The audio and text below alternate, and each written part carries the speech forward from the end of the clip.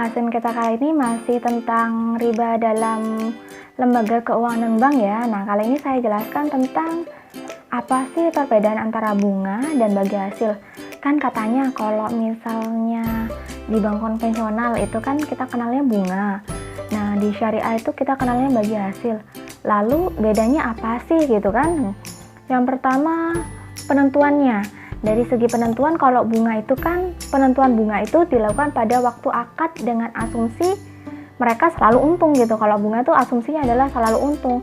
Sedangkan bagi hasil ini penentuan nisab atau rasio nisabnya ditentukan pada waktu akad dengan pedoman pada kemungkinan untung rugi.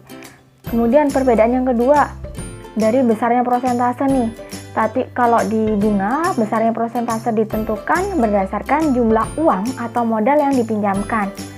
Sedangkan di bagi hasil, besarnya rasio bagi hasil itu berdasarkan pada jumlah keuntungan yang diperoleh. Kalau misalnya bulan ini keuntungannya tinggi, tentunya bagi hasil yang diberikan oleh nasabah atau customer kepada pihak lembaga keuangan itu jauh lebih besar dan akan turun ketika pendapatannya juga turun. Kemudian terkait pembayaran nih, kalau bunga, pembayaran bunga itu tetap seperti dijanjikan tanpa mempertimbangkan untung rugi si pihak nasabah. Tapi kalau bagi hasil ini bergantung pada keuntungan proyek yang dijalankan. Bila usahanya merugi, maka kerugian akan ditanggung bersama. Kemudian jumlah pembayarannya, jumlah pembayaran bunga ini tidak meningkat sekalipun jumlah keuntungan berlipat atau keadaan ekonomi sedang booming atau sedang baik atau sedang meningkat. Tetapi berbeda ketika bagi hasil ini jumlah pembagian laba ini meningkat sesuai dengan peningkatan jumlah pendapatan atas proyeknya tadi. Dari segi eksistensi bunga ini sedikit diragukan ya, tapi bukan sedikit sih, banyak yang meragukan dan dikecam oleh semua agama termasuk Islam.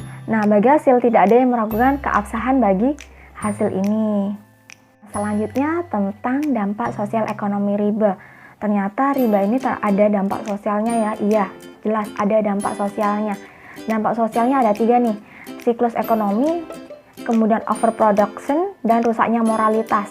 Siklus ekonomi apa ya? Siklus ekonomi ini yang berulang terjadi disebut dengan krisis ekonomi.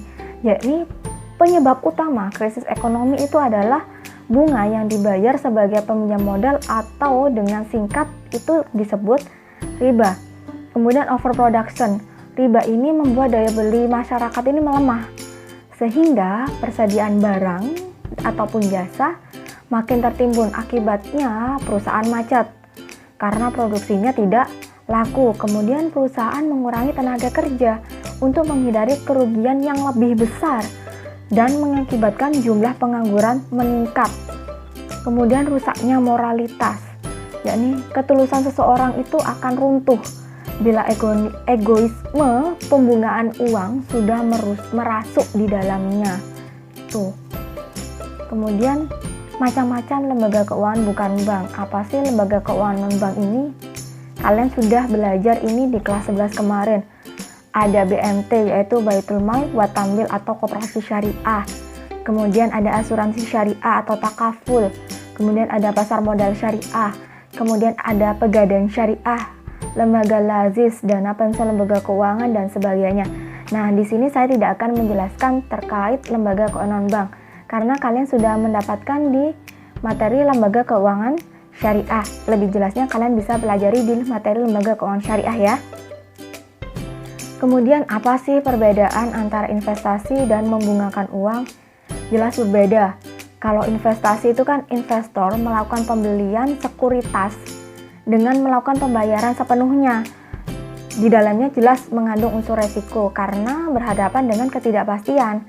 Tingkat perolehan, return juga tidak pasti dan tidak tetap. Kemudian di dalam investasi itu seseorang muslim itu tidak boleh melakukan margin trading. Apa sih margin trading itu?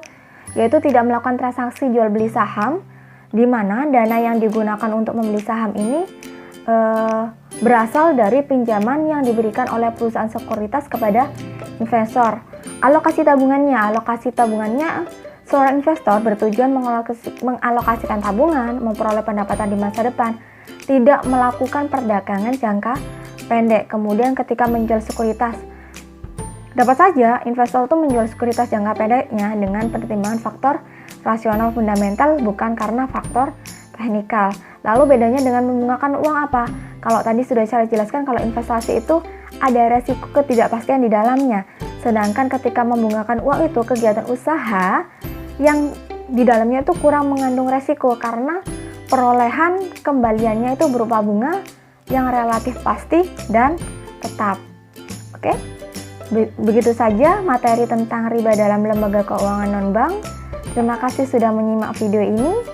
Apabila ada yang tidak paham, silahkan diskusi di grup yang kita tentukan. Terima kasih. Wassalamualaikum warahmatullahi wabarakatuh. Selamat menyimak. Bye.